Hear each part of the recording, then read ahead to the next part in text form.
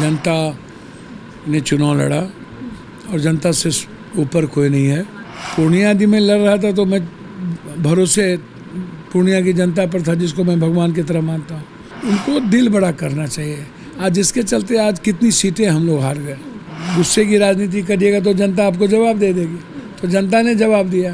एक व्यक्ति के कारण इतनी बड़ी घटना, देश को नुकसान उठाना पड़ गया। कहता हूँ कि नेता नहीं हूँ, बेटा हूँ, सेवक हूँ। ईसा जी के संघर्ष और राहुल जी के आने पर चुनाव जीते। नमस्कार, दर्श न्यूज देख रहे हैं आप और मैं हूं आपके साथ दक्षा प्रिया।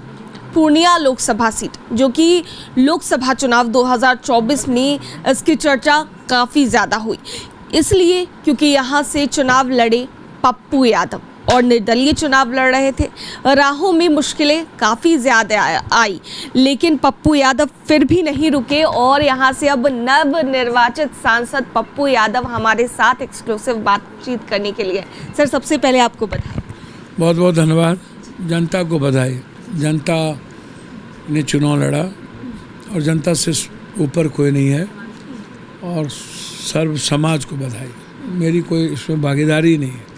मैं सेवा करता हूँ, मैं बेटा हूँ, और माँ को ये बधाई जाता है। चलिए ठीक है। बहुत परेशानियाँ आई राहों में और तीन बार सांसद पहले भी निर्दलीय रहे हैं, 2 बार पार्टी से रहे हैं, 1 बार एमएलए निर्दलीय रहे हैं।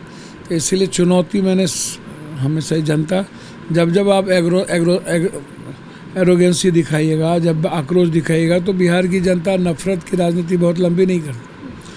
गाली गलौज की राजनीति वो हमेशा चेंज करता है, आप इसको समझिए। तो बिहार देश ने दिखा दिया, हमने क्या, देश ने दिखा दिया। तो जनता चुनाव लड़ रही थी, तो इसलिए बहुत महत्वपूर्ण था कि आप इसको समझिए।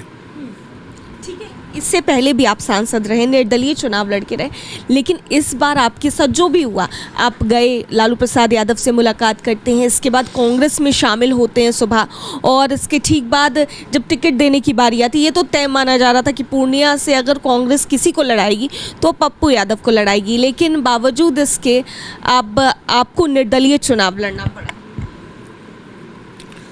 देखिए, एक बात समझिए, जब हमें ऐसा रहता तो कोरोना में हम काम कर रहे थे तो मर जाते, पटना बाढ़ में भी मर सकते थे। मधेपुरा हमको मिल रहा था, मधेपुरा ले लेते। सुपौल में बेटा लड़ लेता। मेरे लिए क्या दिक्कत थी, आप हमको बताइए। मेरे लिए तो कोई प्रॉब्लम नहीं था ये मैटर। और सबसे बड़ा दिक्कत है कि उसको आप समझने का प्रयास करिए कि पूर्णिया आदि में लड़ रहा था तो मैं भरोसे पूर्णिया की जनता पर था, जिसको मैं भगवान की तरह मानता हूँ। तो हम एक भरोसे के साथ लड़े थे। नहीं तो हार भी सकते थे ना हम। निर्दलीय तो हम हार सकते थे। कोई तो बिहार में कभी निर्दलीय जीता नहीं है, कोई देश भर में, उत्तर भारत में तो कोई निर्दलीय जीता नहीं। आप इसको समझने का प्रयास क्यों नहीं करते हैं कि इस युग में इंडिया और एनडीए गठबंधन में निर्दलीय कैसे चुनाव हो रहा है भाई? कहाँ काली पांडे 1 बार निर्दलीय चुनाव जीते थे, हम 3 बार निर्दलीय हो गए, चौथे बार।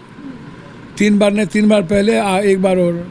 तो आप इसको समझिए ना कि मेरा क्या ट्रस्ट है पूर्णिया के प्रति, पूर्णिया के लोगों के प्रति। ठीक है, पूर्णिया की जनता तो आप पर ट्रस्ट कर रही है, और यही कारण है कि पहले भी निर्दलीय आप सांसद रहे और अभी भी आप निर्दलीय सांसद के रूप में सामने आए हैं। लेकिन आखिर ये जनता विश्वास तो जता रही है, लेकिन ये विश्वास महागठबंधन को आप पर क्यों नहीं हुआ? देखिए, कुछ कंपल्सन होता है राजनीति में, होगा। उनको दिल बड़ा करना चाहिए। आज जिसके चलते आज कितनी सीटें हम लोग हार गए। एक तरफ साहबुद्दीन साहब, एक तरफ कन्हैया जी वाली सीट जीतते, एक तरफ आप पप्पू यादव। आज किस तरीके से पूरा का पूरा इलाका ख़त्म हो गया, जो हमारा घर है। जब आप गुस्से की राजनीति करिएगा तो जनता आपको जवाब दे देगी, तो जनता ने जवाब दिया। तो इसीलिए एक व्यक्ति के कारण इतनी बड़ी घटना, देश को नुकसान उठाना पड़ गया। इतने सीट नहीं हम जीत पाए, नहीं तो राहुल जी पीएम होते। तो ये देश का नुकसान हुआ, ये पप्पू यादव का नुकसान नहीं है। तेजस्वी यादव को लेकर मेरा सवाल होगा, क्योंकि जब पूर्णिया में वो पहुंचे थे, सर रुक जाइए, पूर्णिया में पहुंचे थे वो, तो उन्होंने साफ तौर से ये बातें कही थी और इसकी चर्चा खूब हुई थी कि या तो आप महागठबंधन को वोट दें या फिर एनडीए को वोट दें, लेकिन आप निर्दलीय उम्मीदवार को वोट नहीं। अब वो क्या बोलते हैं वो उनकी राजनीतिक अपरिपक्वता का कारण है। वो सही नहीं था, वो कैसे बोले मुझे नहीं पता।